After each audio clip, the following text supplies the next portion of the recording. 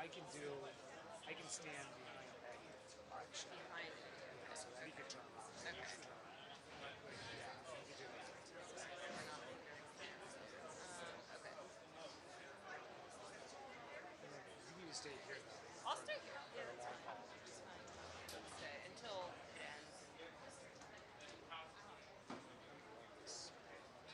I mean, kind of got screwed because we were going to be over there.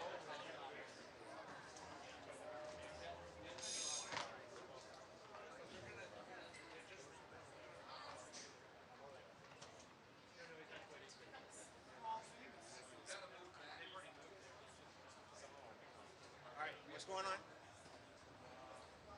Okay, Hey, so this is still 3:15. Yeah, they never sent me the picture. Always all of it now.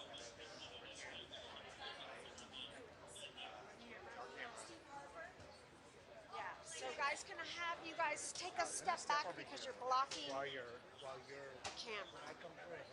Yeah. See where that little thing is? We can draw that back and keep it. Because, you know, it's Keep this guy right here. This push everyone back so we can get Start that. right. So pull up now and tell me if who's the last person you've got. Steve, Harper, Hey, yeah, we're pull up figuring your camera this so I part can out work first. with you to tell me where. Because I've got the police here as well. It's just move. They said air this way, but we could. You know? Just air this way. Right? And then the problem is, Who's NBC? I know which one. Mic check 1 2 3. Mic check 1 2 3. You good? Can you hear me? I am, yes. Is that good? Okay, so Steve, pull up. Oh, mic check.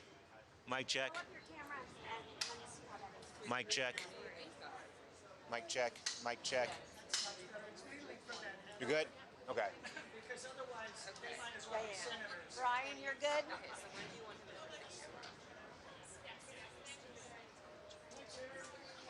All right, on this side here. Don't turn red. You got this. Gotcha. All right, thanks. 320. So it's a little bit. Then I hit it right there. Yeah, I'll stand right 335. here. Protect this space. No one beyond me. I don't know. That right now. My.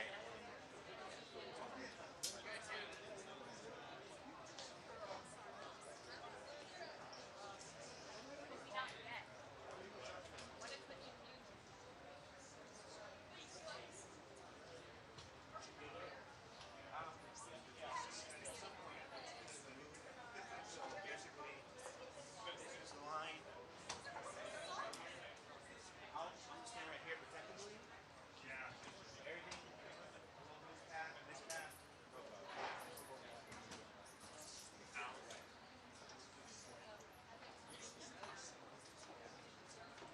So what's the 320 and 335.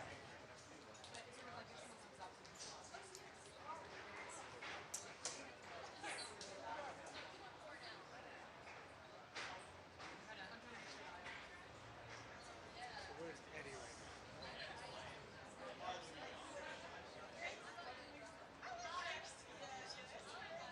I told him 320.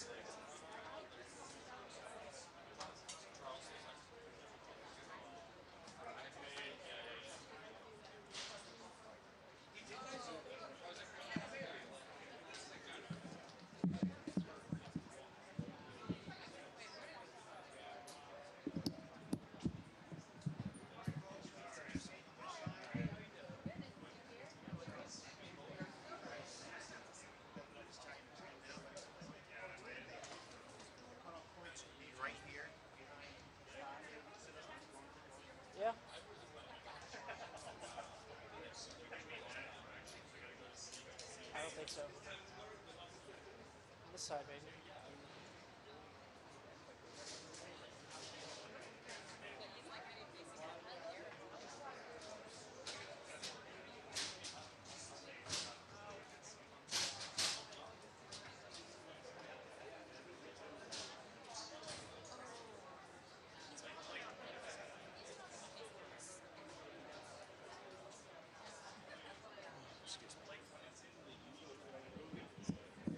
Yes, there's not one. I thought there was a slot.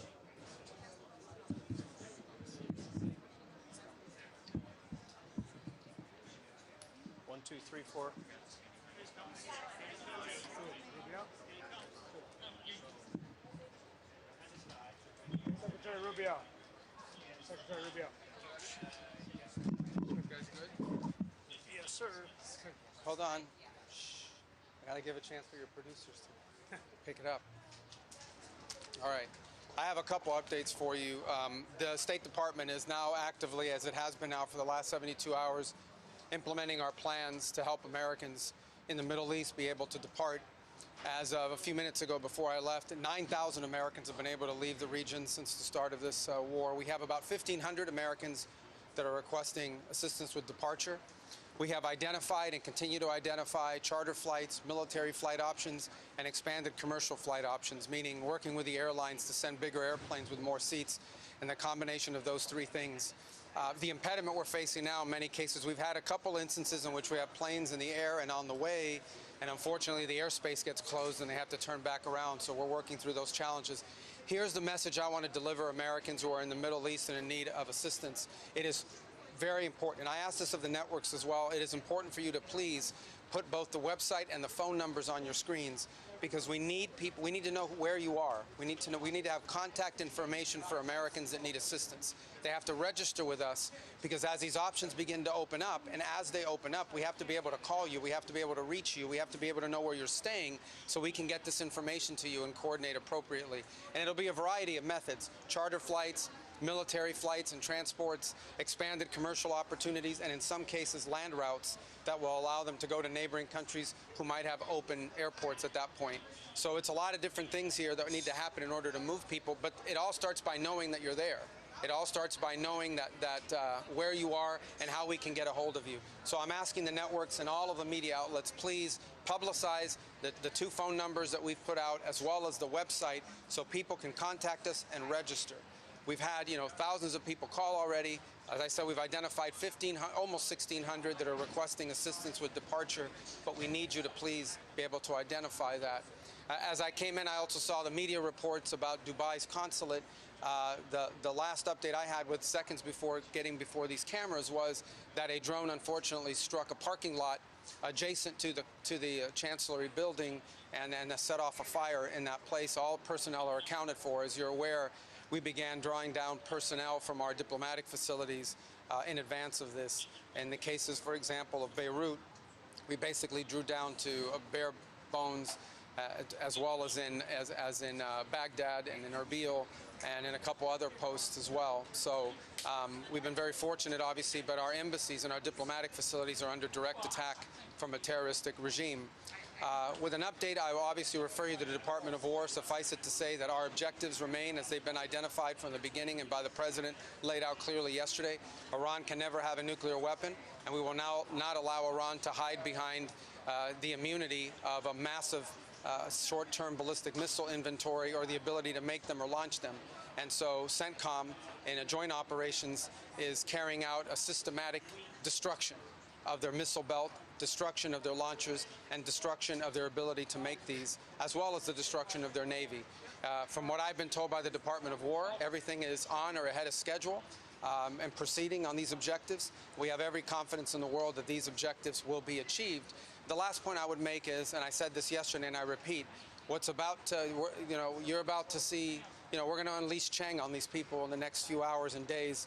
You're going to really begin to perceive a change in the scope and in the intensity of these attacks as, frankly, the two most powerful air forces in the world take apart this terroristic regime and defang it and take away its ability to threaten its neighbors or hide behind a zone of immunity that allows them to develop their nuclear ambitions. This terroristic, radical, cleric-led regime cannot be ever allowed to have nuclear weapons. We saw what they were willing to do to their own people. They were willing to slaughter their own people in the streets. Imagine what they would do to us. Imagine what they would do to others. Under President Trump, that will never, ever happen. All right? Yesterday you talked about Israel. Mr. Secretary. Please, guys, I can't hear them all. Yes. Yesterday, you told us that Israel was going to strike Iran, and that's why we needed to get involved. Today, the president said that Iran was going to get. Yeah, your statement is false. So that's not what I was asked very specifically. Were you there yesterday? Yes, I asked a question. No, were you the one that? Because somebody asked me a question yesterday. Did we go in because of Israel? And I said, you were asking me that follow up, and I said no. I told you this had to happen anyway. The president made a decision, and the decision he made was that Iran was not going to be allowed to hide behind its ballistic missile program, that Iran was not going to be allowed to hide behind its ability to conduct these attacks. That decision had been made. The president systematically made a decision to systematically destroy this terroristic capability that they had, and we carried that out. I was very clear in that answer. This was a question of timing, of why this had to happen as a joint operation, not the question of the intent. Once the president made a decision that negotiations were not going to work, that they were playing us on the negotiations, and that this was a threat that was untenable, the decision was made to strike them. That's what I said yesterday, and you guys need to play it. And if you're going to play these statements, you need to play the whole statement, not clip it to reach a narrative that you want to do, all right? This is your statement. This is your statement, Mr. Secretary. Go ahead. What do you make of the War Powers resolution that's being considered here in Congress? I mean, Congress votes on those. They can if they want. There's mechanisms for it. We've complied with the War Powers Act, even though we believe it's unconstitutional, as has every other administration. Every other president has found the War Powers Act to be unconstitutional. Nonetheless, we notified Gang of Eight, which was an appropriate mechanism by which to notify Congress. We sent the notification within 48 hours, the way the law requires. I'm here today to have, I don't know, my 6th or 7th briefing before the entirety of the House and Senate, which is far more than I ever got from any administration in the time that I was here, certainly when I was a member of the Gang of Eight. And so we've over-complied with the law and what it requires. This is an action by the president to address a real threat. A real threat. This is hostilities designed to eliminate a threat to the safety and the security of the United States and to our allies. Mr. Secretary, can I read Mr. Secretary? Was there a plan in place to evacuate Americans before the attack took place? Well, that's the plan we're trying to carry out. The problem is, or the challenge we are facing, is airspace closures. If a country closes their airport, for example, in some cases the airports have been hit. So the airport in Kuwait was hit.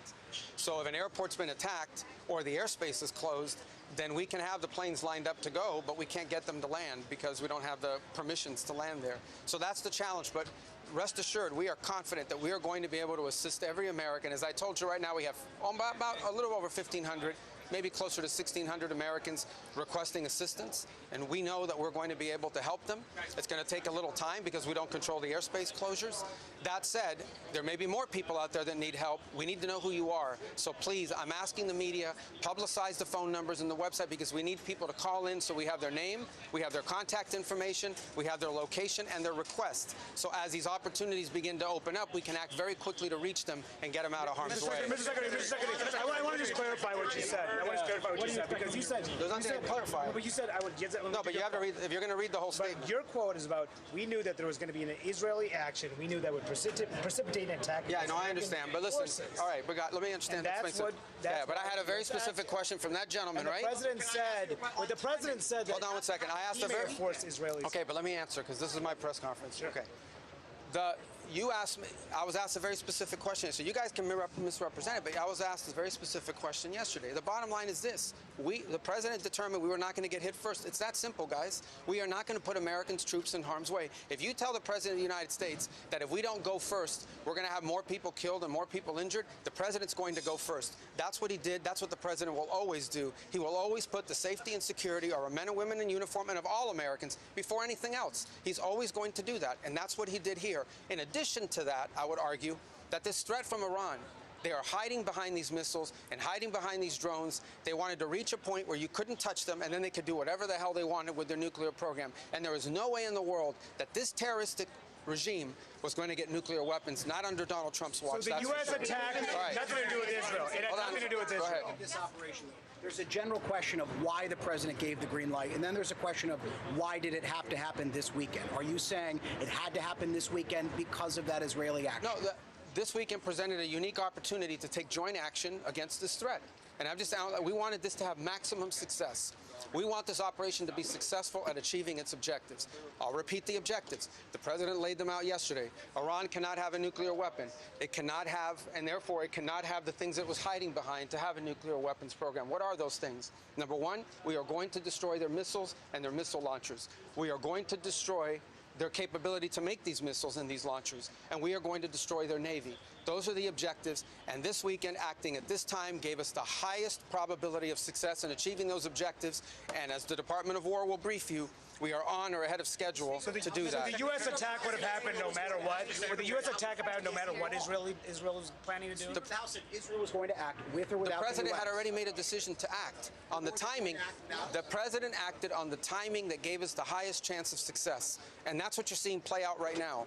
You're seeing it play out right now, and you'll see it in the days to come. We will systematically take apart their missile program. We will destroy their ability to sponsor terrorism, by the way. We will destroy their factories. We will destroy their Navy. Those objectives are going to be met. We're well on our way to meeting them. It will not be easy. There will be a price to pay for it, but that is a much lower price to pay than having a nuclear-armed Iran. I got to go brief these guys.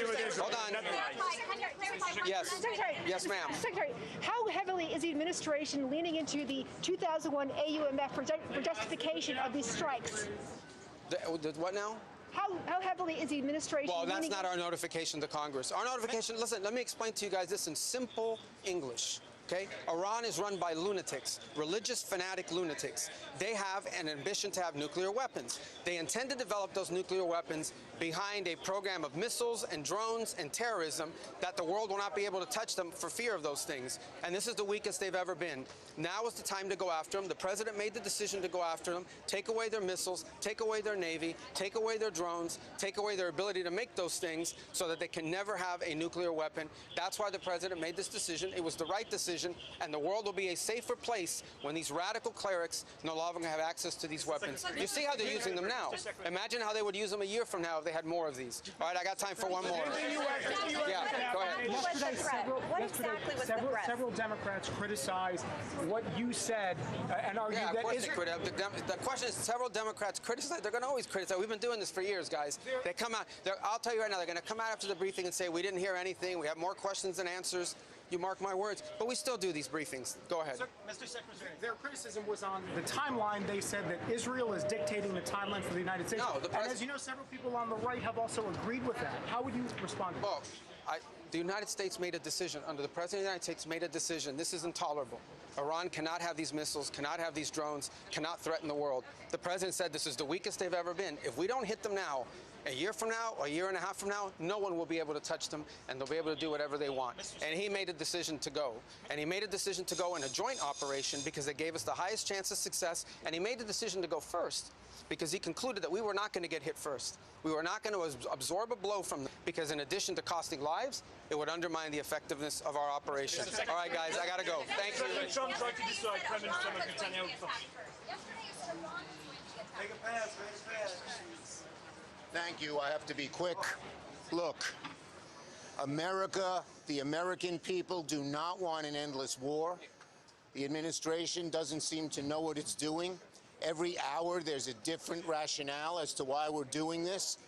And America wants this president to pay attention to the problems at home, not the problems overseas, particularly when no one has any idea of what the real rationale is. It changes every hour. DHS talks.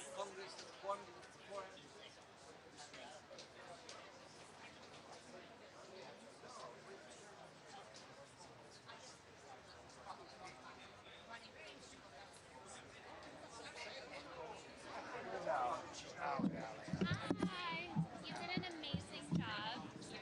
Let me get that card. Let me get the card. Yeah, you You got another card in there, right? Take the microphone. You need it for your live stream. You need that for your live stream. I do. Because people might be coming Yeah. back and forth, but I'll text Frank and ask him. Go right back. Okay.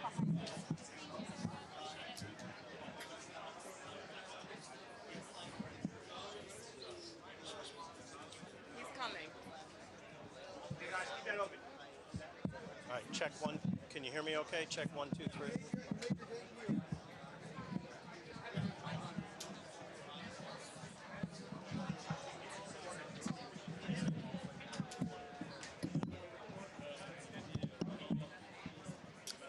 whoever owns this mic needs to figure out something else.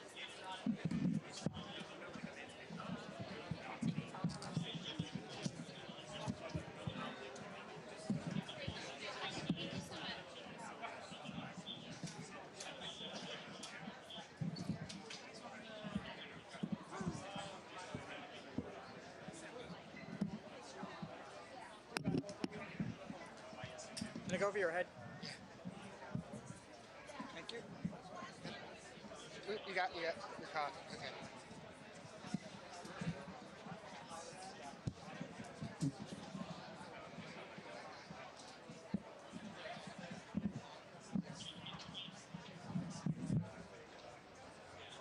You guys clear that pole. You need to stand right here.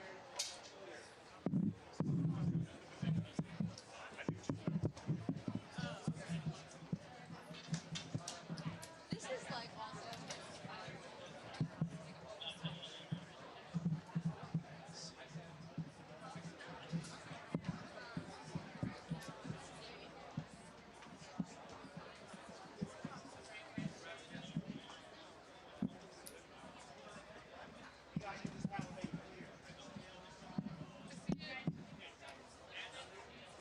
All right.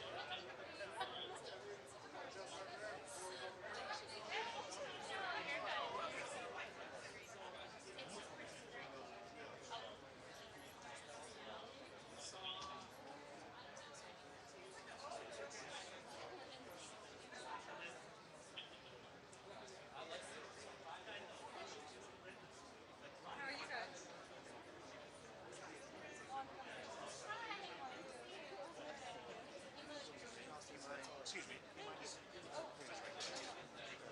I get word, I'll text you. We'll put you down there. So if there are route changes or something, I'll have you kind of just. Okay. And we'll see where we go. Thank you.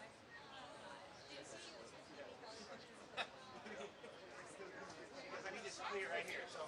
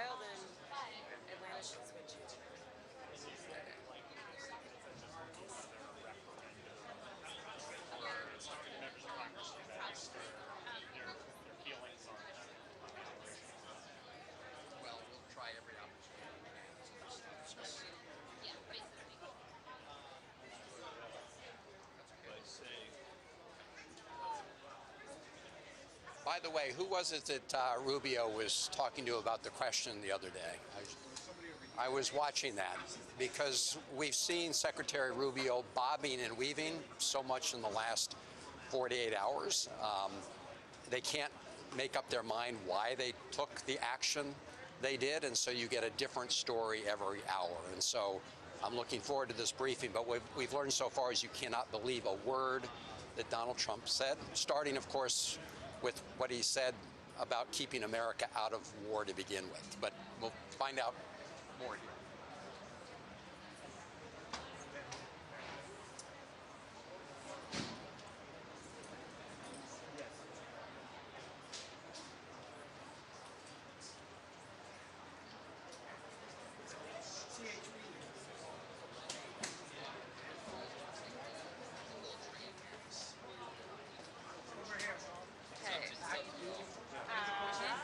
Oh, yeah. Yeah, they should be.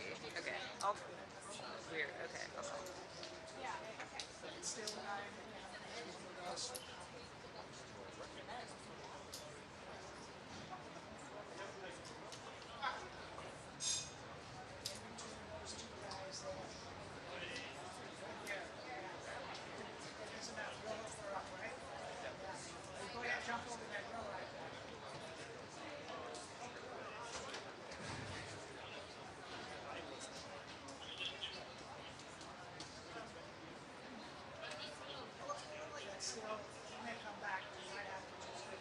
Hey, this is Allie.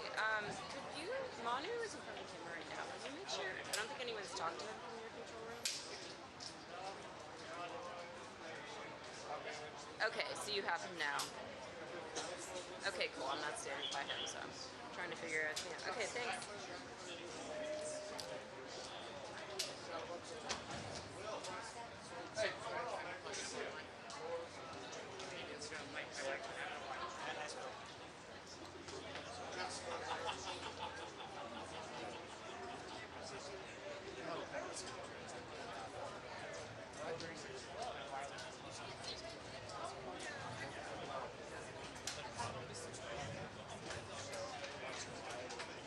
That's what happened.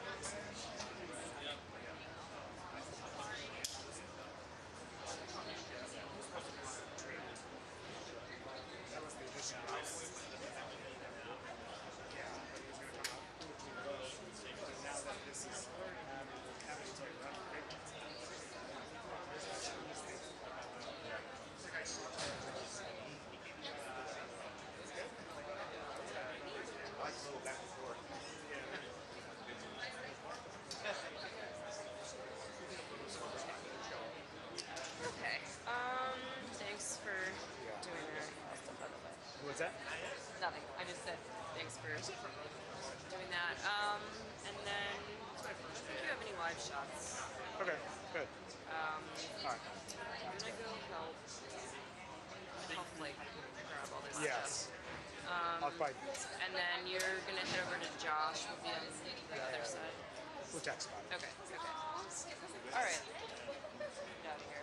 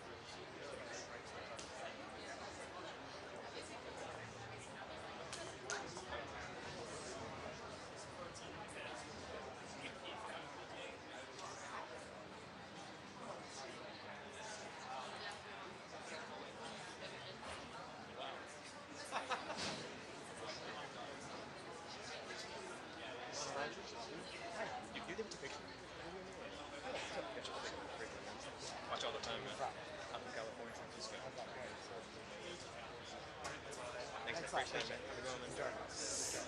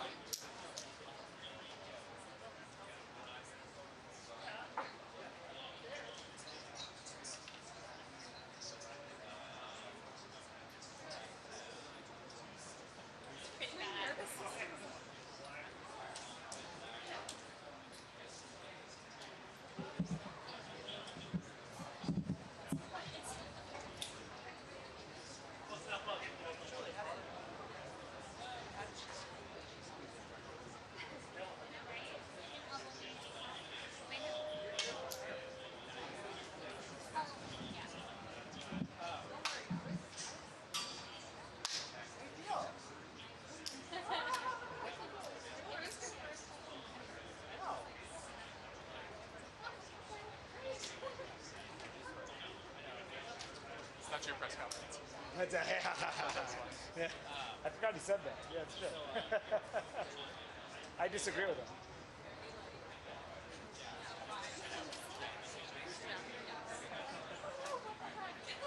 For sure, there's probably a picture of it too. On the top of the reserve.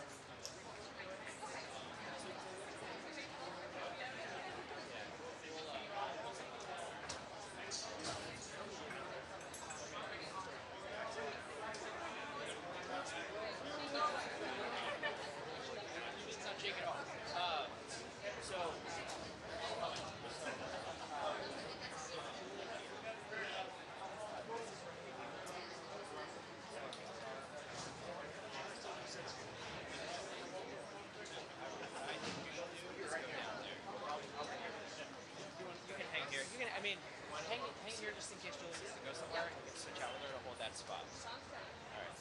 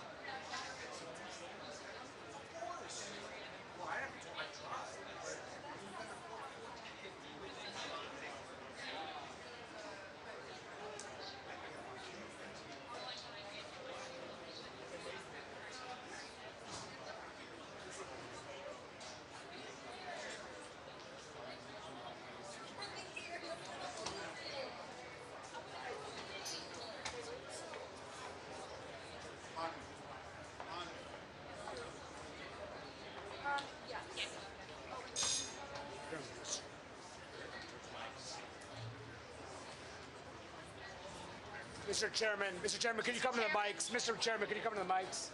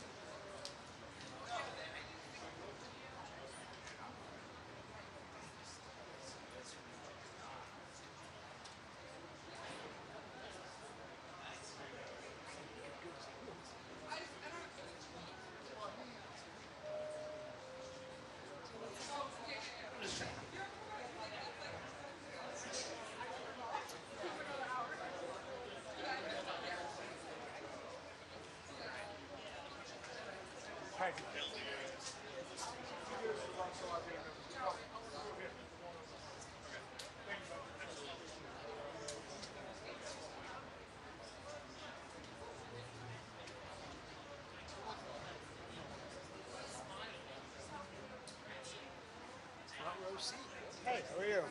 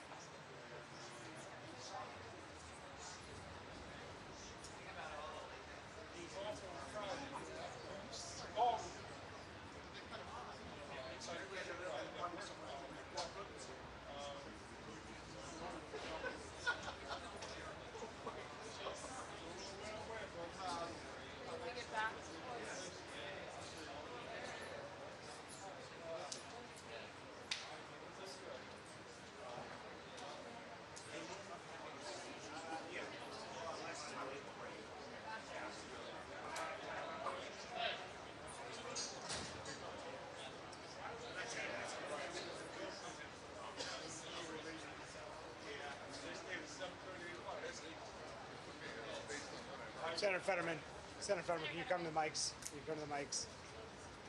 Did the administration detail what the end game is here about when this war may actually end and how they plan to achieve their objective? I'm saying it's like I think we can all agree.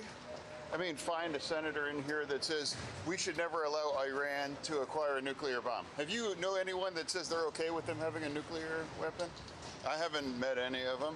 So for me, this entire thing was that end game is make sure that's destroyed, I'm sure. That's part of it, make sure there's no way they could ever acquire a nuclear bomb. And it seems that. And then also the other missile technologies for that. So everything that I've heard there, to me, it just essentially, there's no new shocking kinds of news or any of it. But wasn't the nuclear program set back in June when when the attacks initially happened? Why did this additional attack need to happen? Well, that's part of the briefing. What did they tell you? Senator, are you comfortable with the fact that Congress was left out of the decision-making process? Well, what does the War Powers Resolution in 73 say? It says that the president has to provide 48 hours of notification, and he's done that. And then they have up to 60 days, perhaps a 30 days extension. And there's no boots on the ground, and it's been into 100 hours so far. So where has anything been broken or they haven't made every standard? How do you describe the fact that how do you describe the fact that you're the only Senate Democrat, though, with that position? Because maybe I'm the Democrat. I'm aware that it's pretty toxic for a Democrat to say I happen to agree with the president on really anything at this point. But again, find someone that opposes this, saying they've all said we can never allow Iran to acquire a nuclear bomb. Then what's your, and that seems like that's happening. Why can't you just acknowledge that's a good thing? Why not? Why can't? Why can't you just say that? It's like, this is 47 years. It's like sanctions and treaties and all kinds of other negotiations and everything. Nothing's worked, and that's the case. So why can't we all just say the world is safer and it's more just now because of what this happens? You don't have to agree on everything, but it's like, yes, I'm the only Democrat because I'm not afraid of my base to just say, you know what, this was overall a good thing. You don't have to agree on everything.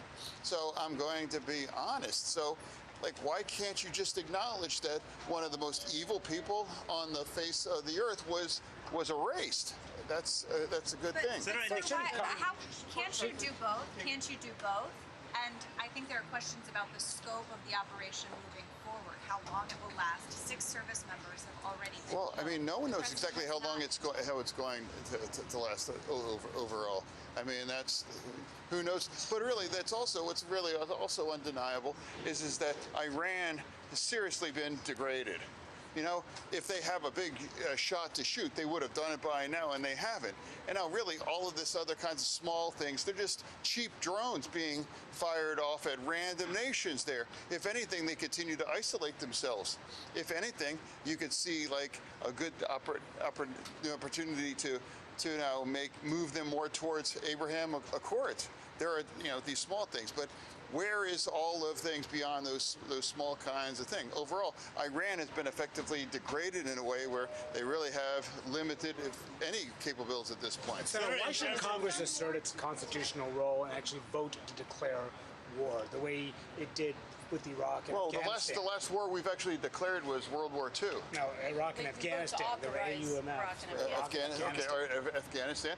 Okay, so for me right now, what is it now? The War Powers Resolution, 60 days, and we're 100 hours into this. Now, what's at this point? And also, I want to say on this, it's like, we can't keep our government open. We've shut it down for 45 days, and now the entire DH thing is shut down. We can't even maintain our core responsibilities to keep our government open. So right now. Senator, would you change your position on war powers in terms of a ground invasion into Iran? What? No, I'm saying it's like this is. Should the U.S. have done more to protect Americans who are now stranded abroad? Israel received a warning on Friday before this attack for an authorized departure there, but there are Anything else? Senator, do Americans have anything to be concerned about with regard to retaliation here domestically? Any cells that we need to worry about? Anything we need to worry about? I don't have any specific kinds of intelligence on that, of course, but our DHS system is shut down, so that's probably not great timing for that. And again, I'm the only Democrat that votes that's wrong to do that. Yeah, we all want to make some changes on ICE, but we all know that won't have any impact what they've done, and now it's shut down. Do you support regime change inside Iran? What? Do you support regime change inside Iran by President Trump? Well, I thought that's part of, a regime change. It's like the top 55 of them were killed, and I think they just blew up 80 of the randoms mullahs, too, which, that was pretty great, actually. So, all right. Senator, administration officials concluded to... Wait a second. This is the short person's view of the war. So the briefing was very informative. I feel like this administration has been as transparent as you possibly can be without compromising war plans, so I want to congratulate them in terms of keeping us informed. My takeaway, quite frankly, is the Iranians have a strategy of trying to create regional chaos to shut down airports, hit hotels, drive up economic cost to see if the region will break and sue for peace. I've been on the phone all day with our Arab allies, and quite the opposite is unfolding. So I'm here to tell you the good news for me is I think the regional partners, the Arab partners, are going to be more involved, not less. They're not going to break. They're going to get in the fight in a more direct way. And Iran made a major miscalculation by attacking Kuwait and Qatar and Saudi Arabia. The countries now are more intent than ever to end the threat forever. So what I see in the coming days is more capability directed at the regime that's non-American, more planes flying that are non-Americans, more missile capability brought to the fight by our allies. So the ability to inflict harm on the regime is going to increase, not just because we're more committed to ending this, because we're going to have more partners to do that. Now, so what's the goal here? The goal is to make sure that when this is over, this regime cannot build ballistic missiles to hit America or terrorize the region. That when this conflict is over, they cannot continue to support Hezbollah, Hamas, and the Houthis, the terrorist network, and they can never go back in the nuclear business. One of the things that really got President Trump going the most was after Midnight Hammer, we found that they were trying to regenerate their nuclear program. After basically months of negotiation, it was pretty clear that they're wedded to the capability they need to inflict terror, that the regime's goal is always to inflict terror and to push their religious agenda through force. And the missile buildup is designed to give them immunity in terms of developing their nuclear program. If we waited much longer, they're doing 100 a month. The idea of imminent threat to me is an odd thing.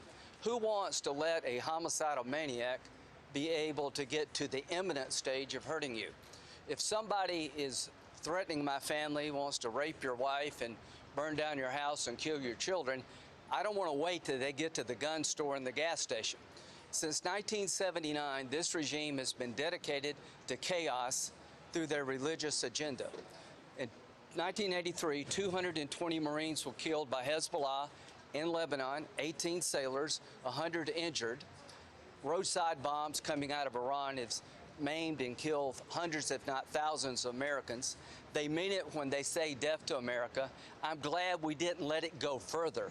I'm glad we didn't let them build more missiles. I'm glad we didn't let them regenerate after Midnight Hammer. So the idea that you're going to let a homicidal maniac get to the imminent stage, to me, is misplaced. So I've never felt better about how this ends. It's not if they fall, it's when they fall. It's not us alone, it's us with the region. Europe is now getting into the game. So I want to compliment President Trump for starting something that the world is now gravitating to.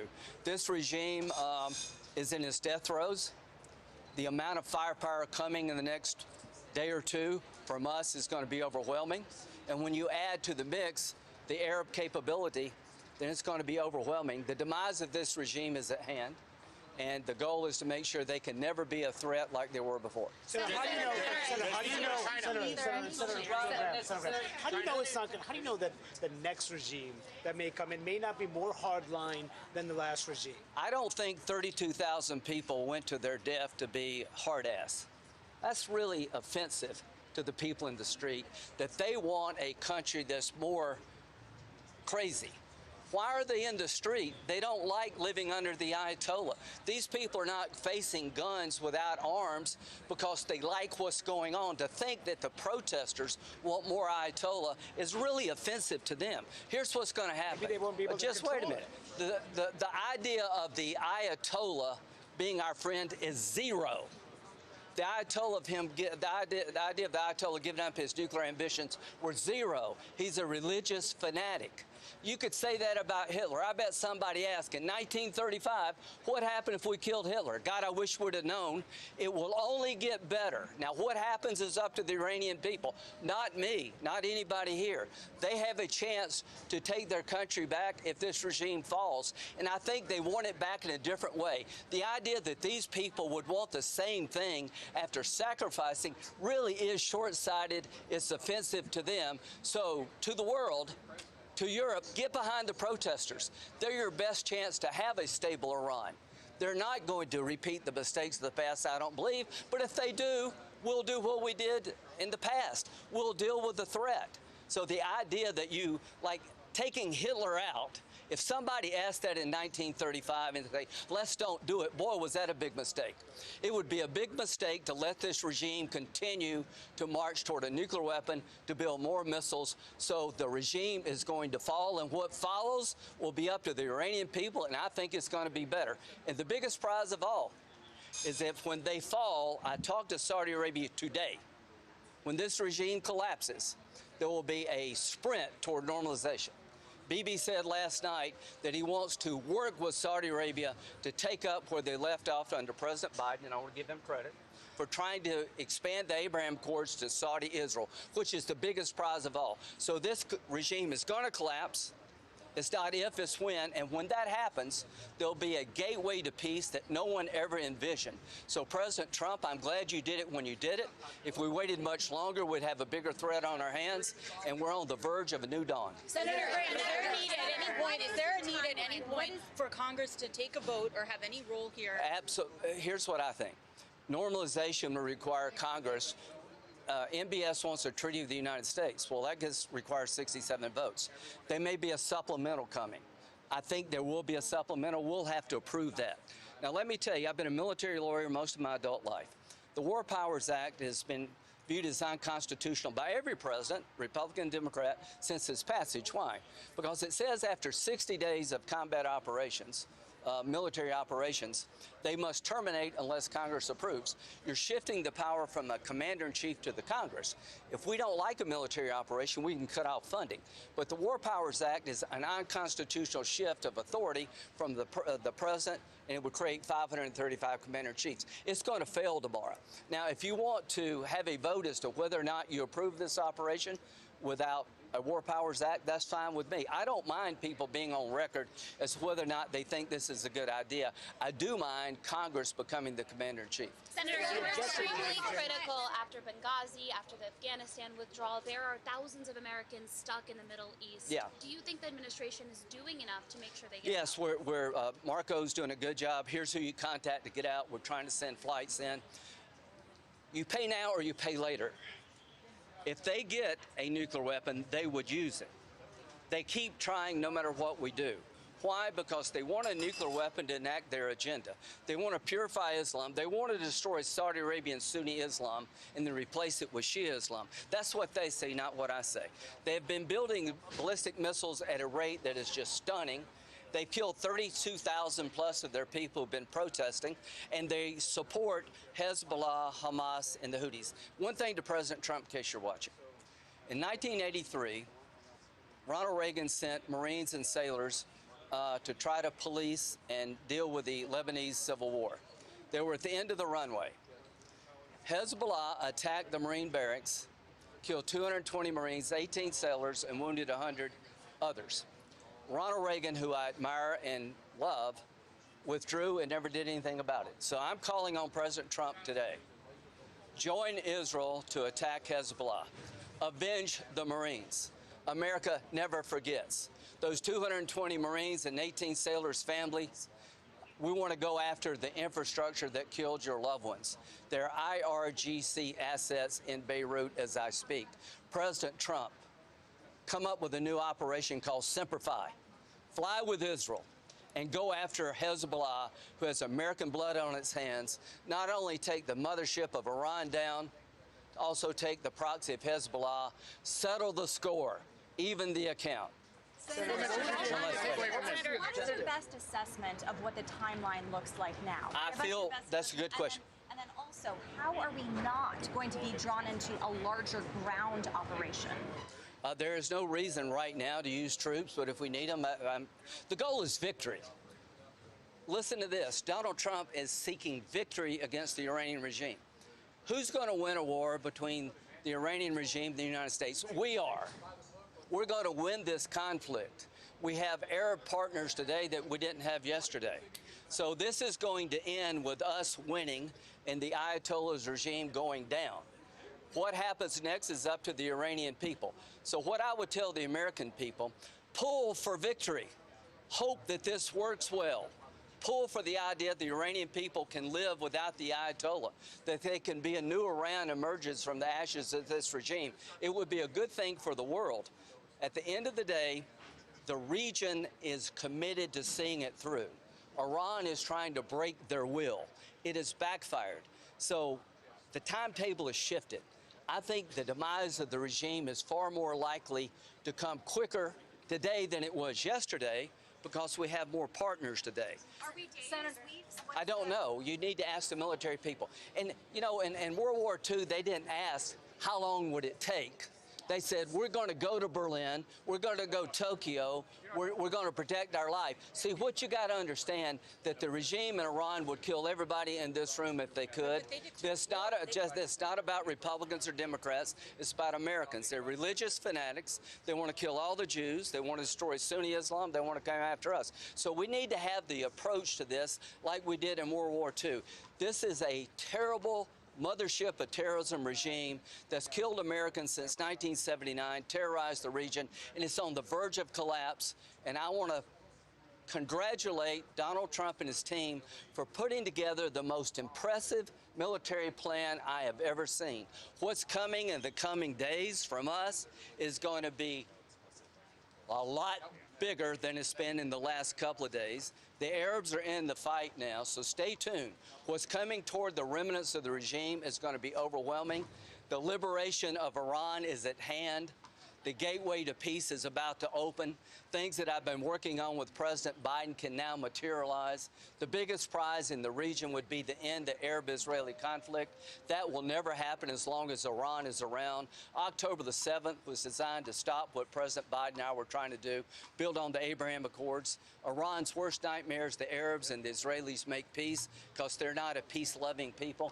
It's a cult of death. We're going to take up where we left off when this regime collapses. And I think the biggest prize of all from taking the regime down is that those who want to make peace in the region will be able to do it without being threatened by the mothership of terrorism. Senator, who were the I don't know if there's anything left to be said. There is. He covered that. Can I Yes. ask? Who were the three candidates who the president had in mind as possible leaders of Iran? Did they know that they were candidates for this? Had he communicated with them? And how did they wind up getting killed in the offensive? I'm not going to get to specifics of that because some of that was classified, but I know there was some communications with hopeful possible individuals that we could have a relationship with, and I wouldn't say that, you know, not all of them are still kicking. I would say that maybe there might be some, but some of that's classified. How did that happen? Sometimes you're at the wrong place at the wrong time. Are there measures being taken not to eliminate other possible alternatives to leadership? This is war, and we're taking out the threat. And if you're part of the threat, then you're a target. How did the administration describe the end game here? Well, I mean, I think they laid out a very precise of what the threat looks like, and we're going to continue to be in the fight until they can no longer threaten the United States like they have for 47 years. Keep in mind, 7 presidents has passed on this opportunity. This threat's been around since November of 1979 when Jimmy Carter was in office. They attacked us as late as through their proxies or directly as late as June of 2025. They've killed thousands or injured thousands of Americans for 47 years. As long as the threat is still there, we're going to continue to be going after them. Given that this could be a sustained campaign and that American service members are being killed, why didn't Congress vote to declare war? Your constitutional authority to declare war. Why didn't you do that? Let me ask you, why didn't the Democrats that's asking this same question demand that Barack Obama do that in 2016 when he bombed 6 countries and dropped 26,000 bombs from Syria to Pakistan? I'm talking about the same situation. The president under Article 2 has broad authorities to keep Americans' interests safe home and abroad. There's no question, not one of you guys can question the fact that they haven't killed through proxies or injured through proxies thousands of Americans for 47 years. This was a threat that no other president was willing to stand up against and eliminate like President Trump. So thank God he's finally got that back. Senator, the White House said.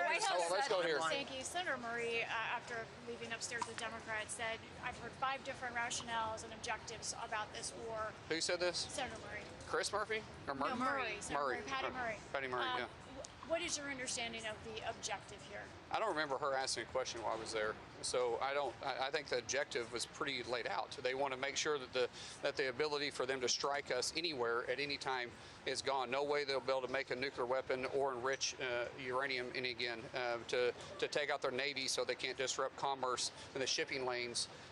And to take out their ability to restock and rebuild their missiles and drones. That's the objective here. We're going to eliminate the threat that's been threatening us for 47 years. And today's a weaker Iran than it has been in probably a decade. If we would have waited another year, this picture could look totally different, completely different. And so the opportunity and the timing was right, and we have a president in the office that had the backbone to do it. Senator, do you have any concerns about this Iran operation, any at all? No. Listen, what my concern is that we have lost thousands of individuals over 47 years, and we haven't done anything about it. This threat was not going away. I don't think anybody can argue that this regime needed to be removed. And what we have done now for the Iranian people is give them a choice. We gave them a choice to say, we want our country back. We want to go back to the country that we had prior to the Ayatollah in 1979. We want to go back to the country where we had women in the workplace, in the professional workplace. We want to go back to the era when we could have women elected to public office, go back to where the great riches that live in Iranian soil would be able to be shared with the mass people there, not just used to sponsor terror around the world.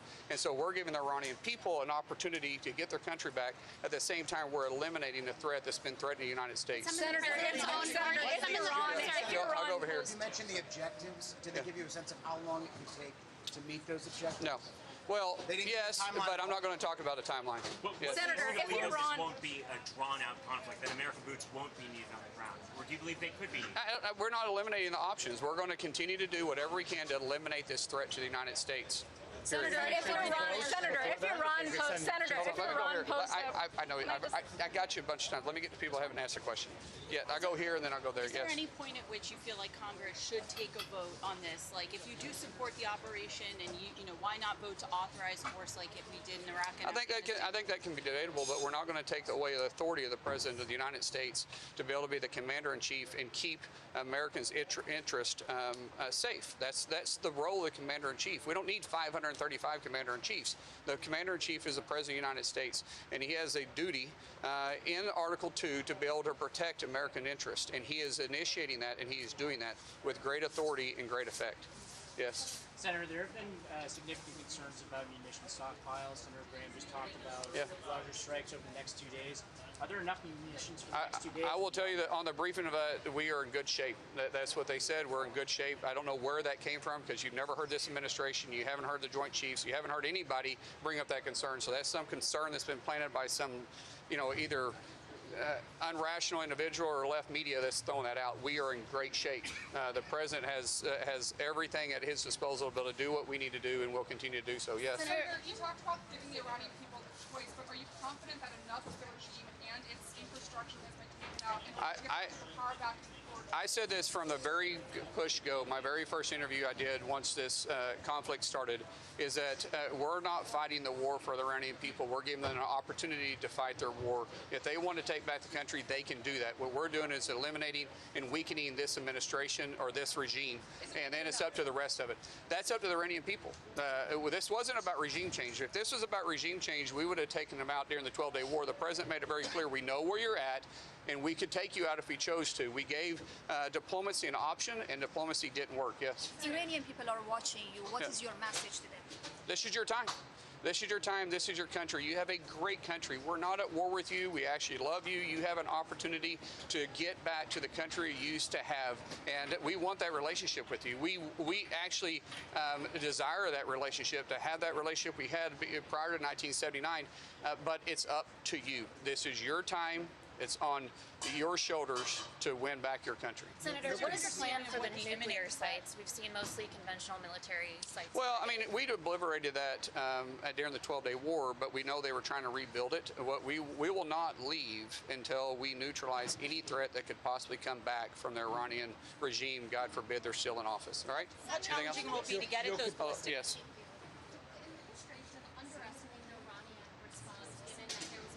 No, we didn't underestimate anything. Do you think that the administration would have done more before this to evacuate Americans or get Americans? We did everything we needed to do. We were very strategic on understanding what their possibilities are and what their capabilities were, and we have completely overwhelmed it. We have complete air supremacy. We've taken over their ability to fight back. We knew that they had what they called an Nazar plan in place, where they had predetermined targets, which we call the death switch, where they're continuing to shoot at targets that they have as long as the munitions are there. We've also seen that their capability to launch has greatly diminished because we've been going after what we'd call not all the arrows, but going after the archers. You'll concede this is war. You'll concede this is war. We haven't declared war.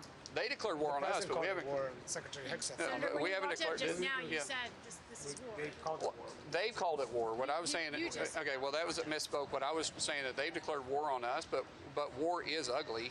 It always has been ugly. But we're taking out a regime that's been trying to attack us for quite some time. But you're not conceding this is war. We have declared war. So if we haven't declared war, then I don't see that. The president hasn't asked us to declare war yet, but they have declared war on us. We're just simply fighting the threat that's been at our door for 47 years. I've already answered your question. Do you believe that ask could be coming, an ask from the president to declare war? I don't know if that's necessary, because, as I said, we're not at war with the Iranian people. I made that very clear just a while ago when I was asked to talk directly to the Iranian people. I said, we're not at war with you. We are done fighting against this murderous regime that's been nipping at our heels for 47 years and killing thousands of people. It's time to eliminate them. All right? Was there any talk about how to keep oil prices down? No, we didn't talk about any of the economic things. It was strictly on the conflict taking place. Senator, what's your understanding of what the imminent threat was that caused Trump to decide that he needed to launch this attack Well, preemptively? we've known the threat is going to be there. They've threatened us. It's not a matter of if, it's a matter of when. So you can choose a numerous amount of options. I think you heard Witkoff came out. I think there was some report that said that that during the negotiations, and I saw this on public, so this wasn't discussed in there, that there was that they had enough nuclear weapons enough nuclear enrichment to be able to load 11 weapons. They were claiming that during the negotiations. I didn't ask that question in there, but we know that they were trying to reach us, and we know they continued to hit us. And so it wasn't a matter of if, again, it was just a matter of when they did it. It wasn't like a specific thing, a specific imminent threat that you're aware of? Well, there may have been something to discuss, but if it was, I'm not going to discuss it here because it was classified. Did they specify what the next steps were, or were they general in terms of the next Yes, they did steps? specify. Yes. Thanks,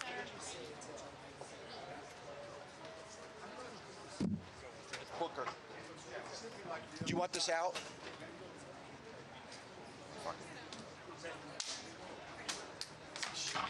Nate, can you grab him? Yeah. Thank you. explain what the imminent threat was that authorized Trump to act? I mean, the point is there was no imminent threat. There clearly was no imminent threat. This was the president on one hand that said to the American people, I completely eviscerated their nuclear capabilities, and now he's saying that they did not. So that was the problem. We had a classified briefing that left me utterly astonished at the lack of information they provided to justify the hundreds of billions of dollars of cost and the American lives that are being lost. All while we have a president that is literally cutting health care from millions of Americans and that is literally taking away programs for our veterans and programs for our children's school lunches. Sorry, just to clarify, because yesterday they came out of the Gang of Eight briefing and said that they made a case that Israel was going to act unilaterally, and so Trump had to act to protect our assets. Jump around until they think they've found an explanation that could satisfy the most people. They have changed their justification for this time and time again, and we got nothing that even approached a justifiable reason for the president to commit an act of war by attacking another nation. There are times you go, there are times, hold on. There are times when you go into a classified session and you walk out and you have a better understanding about the gravity of the situation and the rationale behind the military action. This is not one of those times. We remain as confused as the American people are. They have had 3 or 4 or 5 justifications for this act of war over the last 4 or 5 days, and nothing in this classified session alleviated that confusion. How did they specify what the objective Mono, they offered no clear explanation of why we got into the war. They offered no clear endgame to this conflict. They have not answered the most basic questions. And the reality is, from securing nuclear fissile material to the challenges we were going to have in any kind of aftermath, to whether they're asking for regime change or not, the reality is they do not have an end game. They do not have a justification for getting into it. And this is a military action that's going to cost Americans hundreds of billions of dollars. At the same time, here at home, they're driving up costs of everything from gasoline to overall energy. They're taking away health care from millions of people. In what way is this justifying what he promised to do, which was not to get us into entanglements into foreign wars, as well as in making sure we're taking care of Americans' concerns about rising costs. And the last thing I just want to say is all of this is happening in the context of a president that continues to thrash the Constitution and not come to Congress for any kind of authorization for these. If the War Powers vote fails, what can Democrats do?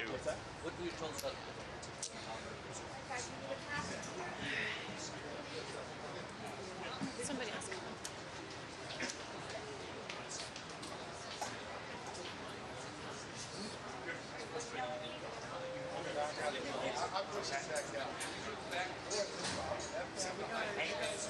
Try to overthrow me.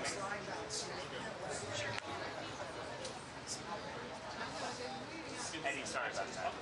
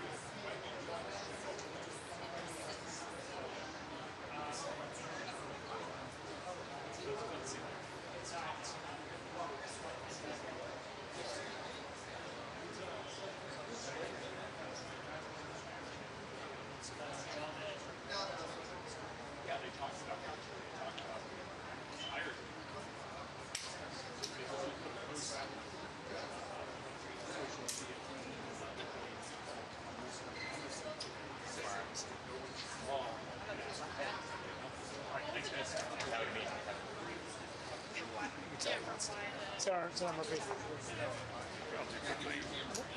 What do you say to Republicans who are saying that there's no need for any sort of authorization here, because this is not unlike what happened in Libya when there was no congressional authorization during those attacks, and the Democrats didn't raise a fuss back then? We did raise a fuss. I mean, many of us publicly called for there to be a war authorization debate, so check the record. This is the most significant military action that this country has taken since the Iraq War. It is much bigger and will be much bigger than Libya. They told us in there that this is an open-ended operation that hasn't even really started in earnest yet. There will be more Americans killed. They refuse to take off the table the insertion of ground troops. This is going to make the operation in Libya look like child's play. There is no question this is war. They have contempt for the American people. They have contempt for the American people because they think that they can carry out the biggest war in the Middle East since Iraq and Afghanistan without a single vote, without a single discussion in the public. I was just shocked by the way in which they, A, are dismissing the role that the American people play in deciding when we go to war, and how clearly committed they are to an open-ended engagement with no end in sight. If the war powers vote fails, what can Democrats do? What can Congress do to stop the president from engaging? We shouldn't be acting like this is business as usual. We shouldn't be proceeding to legislation, providing votes to proceed to legislation until they put an authorization for military force on the floor of the United States Senate. This is as serious as it gets. This is war and peace. They told us in that room that there are going to be more Americans that are going to die, that they are not in the short run going to be able to stop these drones that are going to continue to fly into the Middle East. We have to have a debate in the United States Senate on an authorization of military force. It will likely fail. It will likely fail, and we shouldn't be voting to proceed to other pieces of legislation until we get a debate on this deeply unpopular, immoral, and illegal war with Iran. Wouldn't the AUMF of 2001 cover this anyway? No. Why not? No. I mean, we're talking about Senator Fetterman was just here, and I asked him why he's the only Democrat who's praising these strikes and also the only Democrat committed to voting against the War Powers Resolution. He said it's because I'm not afraid of my base. Well, the last poll said that 75% of the American public don't want war with Iran. The American people do not want the United States going back into war in the Middle East. The Republican base doesn't want this. The Democratic base doesn't want this. Independent voters don't want this. Nobody in America is asking for their gas prices, their grocery prices, their construction prices to go through the roof. Nobody's asking in this country for more American soldiers to die in a war of choice in the Middle East. This isn't a question of, a political analysis of one party versus another. This is the American people saying clearly they don't want this. That's why we should have a vote, because I think it's a really difficult vote. Much more difficult than a war powers vote for senators to go on the record and proactively say they want war with Iran. If that vote comes before the Senate, I don't think it can pass. So you said they described an open-ended conflict. What can you say about the objective in terms of the end game, what the end game is, how much it will cost, and how much damage Americans will sustain in their assets overseas? I have no idea what the objective is, and I didn't get any additional clarity. They said what they have said publicly, that they are going after certain weapons systems. But if you don't remove the leadership and the same people stay in charge, they will just rebuild those destroyed weapons systems. The only alternative is to literally run constant overflights, constant bombing campaigns, which would bankrupt the United States and end up with a lot of Americans getting killed. There's no history of an air campaign only being able to accomplish the objectives that they are listing. All right, thanks, guys. Appreciate it. They give a cost.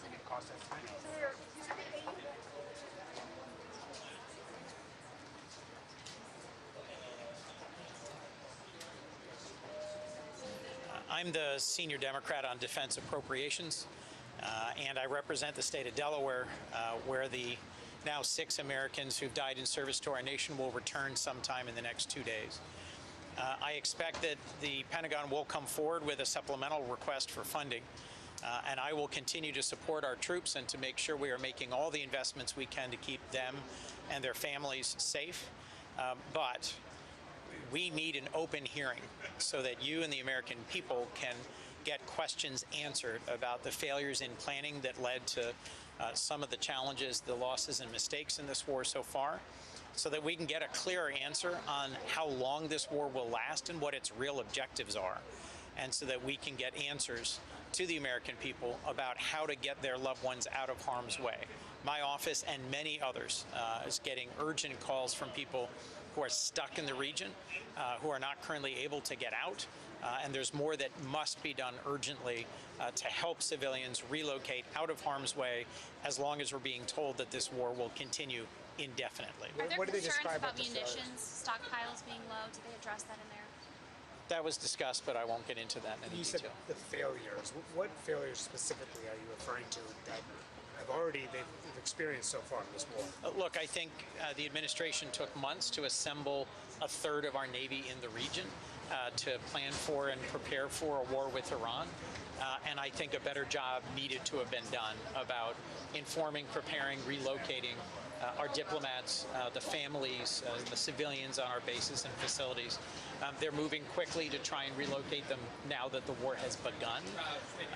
But the way we got into this war, I think, put the principal decision in another country's hands rather than ours, and did not lead to preparations in advance of the war starting that protected as many Americans as possible. What is your understanding as to how much of the regime has actually been taken out? Just Mullen and Graham say that the Iranian people have the opportunity to fight for themselves, essentially. Is enough of the regime gone for them to do that? I'm stunned if they said that, because look, there's 1 million people in the Iranian security and military apparatus that are fully capable of repressing civilians who come out to protest in the streets. And I think we need to be careful about creating the mistaken impression that while we encourage the Iranian people to pursue a democratic form of government in the future, there's no clear commitment that I'm aware of for us to send any assistance, to send troops or to send arms that would allow them to actually defend themselves against a very aggressive Sorry, he said that Iranian the Iranian regime. people have the opportunity to rise up from within. Is enough of the regime gone for the Iranian people to do that? I've heard nothing that suggests that's the case. Have they picked a successor yet? I've heard nothing that clarifies what the plan.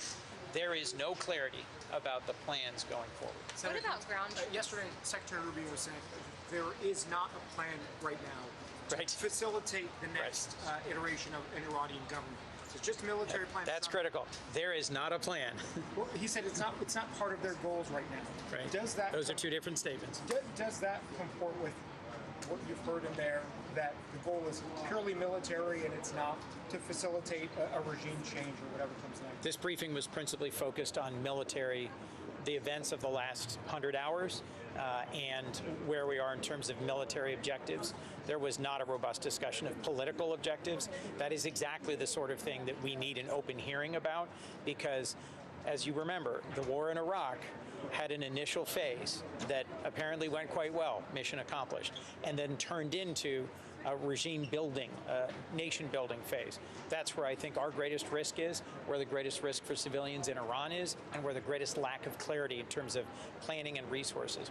I'll remind you, we used to have resources like Voice of America Farsi, like USAID's Middle East democracy programs that help support the opposition in authoritarian regimes in the region.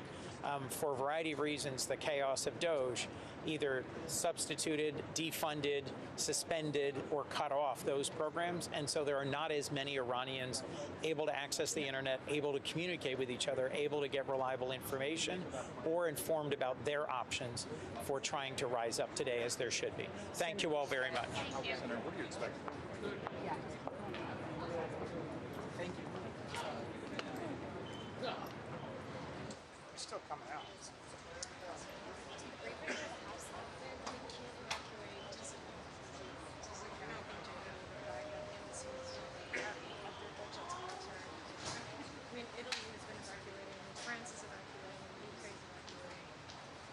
Good question. Okay.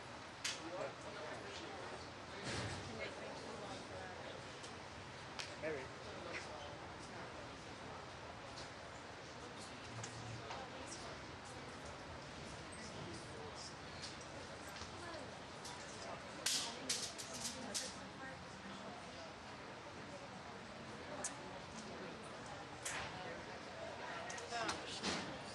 guys. He said the same thing for a fourth time? Heads up, Schumer. He's literally said the same thing 4 different times. How you doing? I just want to say I am more fearful than ever after this briefing that we may be putting boots on the ground and that troops from the United States may be necessary to accomplish objectives that the administration seems to have, but I also am no more clear on what the priorities are going to be of the administration going forward, whether it is destroying the nuclear capacity of Iran or simply the missiles or regime change or stopping terrorist activities. And I think the administration owes it to the American people to have briefings not just for members of Congress but for the American public. Nothing here should have been classified. It should be available to the American people. Do they describe it? Marco Rubio said yesterday, and he's trying to clean it up, that it was Israel that was about to attack Iran, which prompted the United States to act to prevent any sort of reciprocation from Iran. Was that the way they described it in here? I will give you my impression, which is that there is still no evidence, none, of an imminent threat that would justify an attack on Iran. No imminent threat to the United States has been set forth to me, but more important to the American people. But was it Israel's? I'm not going to go into the substance. I can't go into the substance. Thank you. Once again, the answers are very unsatisfying. They have shifting goals, different goals all the time, different answers every day. And I am truly worried about mission creep. When there's no set plan, when you can't hear day after day, we're going to do this, this, this, and this, and these are the reasons why, you end up with an endless war, you end up with mission creep, you end up with all kinds of problems. And so the answers are not satisfying, and what's really needed is a public debate so the American people, who already are very much against this, can see what we have seen. Would you support a supplemental funding request for this war? Look, the bottom line is they haven't made the request yet. I'm not going to comment on it, but the bottom line is that before you can feel satisfied about a supplemental, and I haven't seen it, you have to know what the real goals are and what the end game is. How much will it cost, do you know? No. Leader Schumer, do you think Israel, forced the U.S.'s hand here, boxed the U.S. in on this? Look, no one wants a nuclear war. No one wants a nuclear Israel, but we certainly don't want an endless war, plain and simple. What did I say? Oh, no, got it. Let me say that again. No one wants an endless war, but we certainly don't want a nuclear Iran. That's for sure. Okay? At what point does the lack of DHS funding become a national security? Take Mulligan. That's true.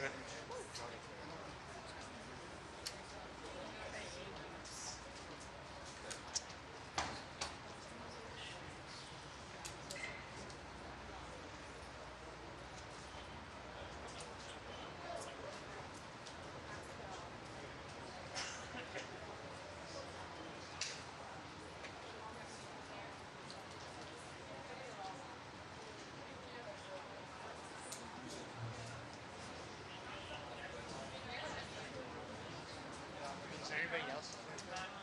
Maybe Tunes, I don't see, his people were down here and now they're not down here, so I'm guessing he left. And Rubio and... They have a house there. Yeah, so is it Rubio and Ratcliffe? And Hegseth and Caine. They're probably on the house side. But they're not going to talk. I'm going over. I'm not banking on food.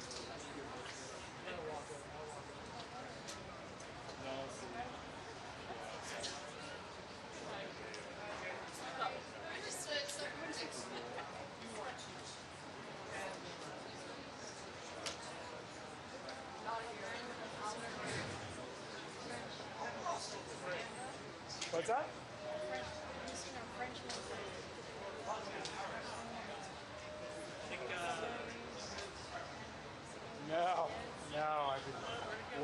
What's that? Oh, Bonnie, you're not on my stool, are you? No? Oh, okay. It's pretty. Oh, okay. Thanks. Really? Go left and see how much they're sold. Okay. It's like, it seems pretty safe. Really? Yeah. Good days. Yeah. Okay. Let's give it a beat.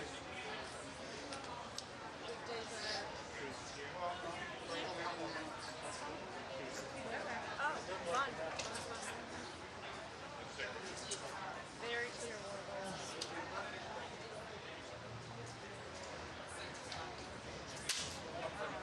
I would too.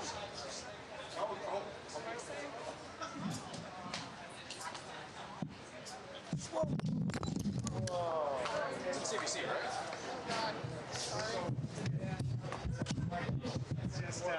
It's just, I'm sure they can afford it. It's too heavy.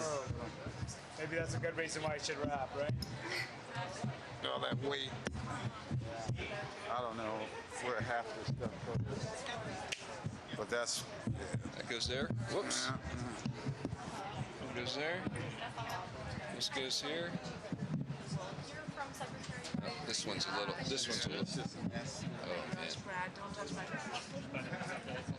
I mean, it's over. Oh, no. This is not very steady, is No, it? it's really not.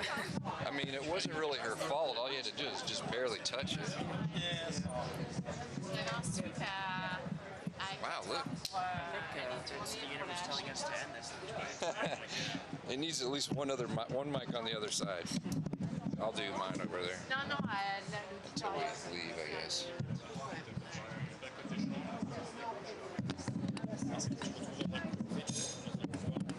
There, that'll do a little bit better.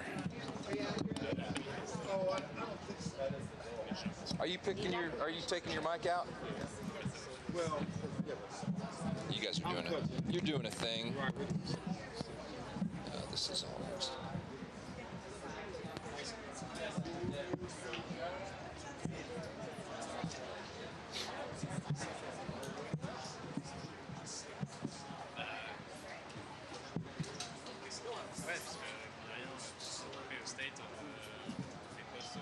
Are you trying to get out? Oh, I guess you could get out if you wanted to. I'll be honest, this ain't gonna this is really about to fall. Should we just should we just quit?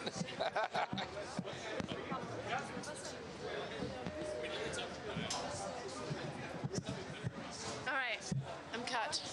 You're cut? Yeah, I mean. Who's this guy?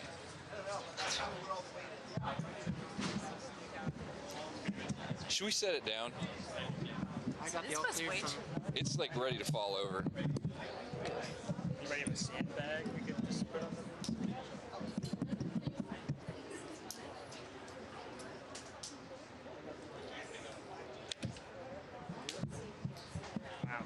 You guys, I'm gonna set this down because it's gonna fall over. Oh wait, let's just put it up against here.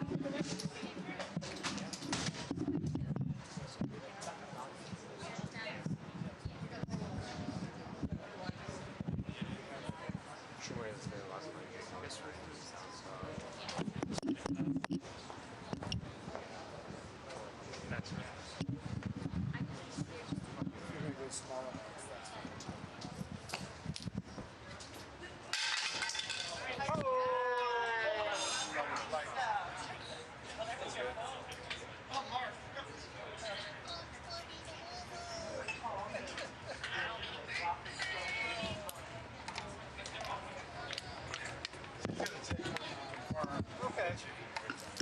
Confirming what? Yeah. Just want to check it out to see if there's anybody. Okay, thank you. So, have you got a station? No, I didn't get anybody telling me. I mean, once the mic stands up, well, I'm gonna take my mic out of here.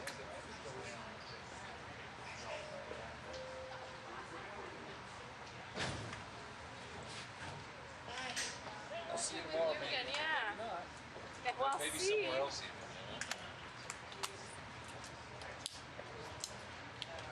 Hey, I'm heading to the gallery. Oh, okay. Let me know what's up. I'll head back up to the gallery. Yeah,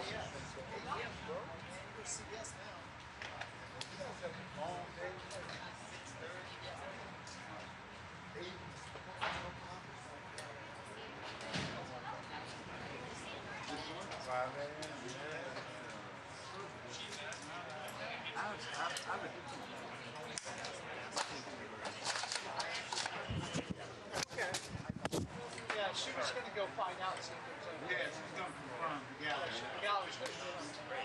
Yeah.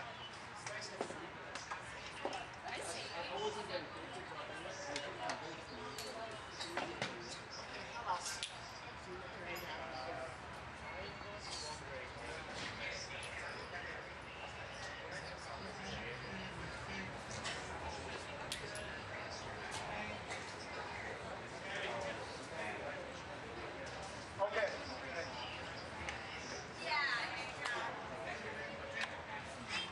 Thanks so much for letting me borrow power. For power? Yeah. I was trying to think. I was like, what did I do? Hope to see you tomorrow. Hope to see you. You guys at the White House. Yeah, we're at the White House. Come on by and visit. Appreciate it. The People's House. The People's House. Yeah, this place is down here. Oh, it's a hoot.